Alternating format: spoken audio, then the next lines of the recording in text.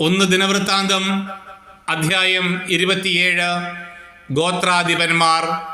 Israel ഗോത്രങ്ങളിൽ റൂബന്റെ അധിപനാണ് സിക്രിയുടെ മകൻ Eliezer. ശിമയോന്റെ അധിപൻ മാഖായുടെ മകൻ ഷെഫാത്തിയ. ലേവിയുടെ അധിപൻ കെമുവേലിന്റെ മകൻ ഹഷാബിയ. അഹ്റോൻ കുടുംബത്തിന്റെ തലവൻ സാദോക്ക് ആയിരുന്നു.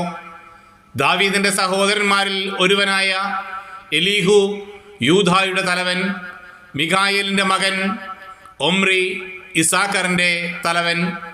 ഒബാദിയായുടെ മകൻ ഇഷ്മായിയ സെബുലൂന്റെ തലവൻ. അസ്രിയേലിന്റെ മകൻ യെറോമോത്ത് നഫ്താലിയുടെ അധിപൻ. അസാസിയായുടെ മകൻ ഹോശയ എഫ്രായിമിന്റെ അധിപൻ.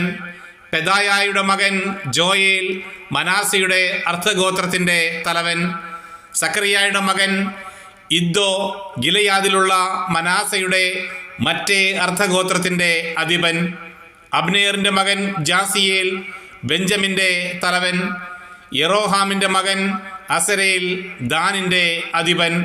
ഇവരാണ് ഇസ്രായേൽ ഗോത്രങ്ങളുടെ അധിപന്മാർ. കർത്താവ് ഇസ്രായേലിനെ ആകാശത്തിലെ നക്ഷത്രങ്ങൾ പോലെ വർദ്ധിപ്പിക്കുമെന്ന് അരുളി ചെയ്തിട്ടുണ്ടായിരുന്നതിനാൽ ദാവീദ് 20 വയസ്സിന് താഴെയുള്ളവരുടെ എണ്ണമെടുത്തില്ല. സെരൂയയുടെ മകൻ യോവാബ് ജനസംഖ്യ എടുക്കാൻ ആരംഭിച്ചെങ്കിലും പൂർത്തിയാക്കിയില്ല. എന്നിട്ടും ഇസ്രായേലിനെതിരെ ദൈവകോപമുണ്ടായി. എടുത്ത എണ്ണം ദാവീദിന്റെ ദിനവൃത്താന്ത പുസ്തകത്തിൽ എഴുതിയിട്ടുമില്ല.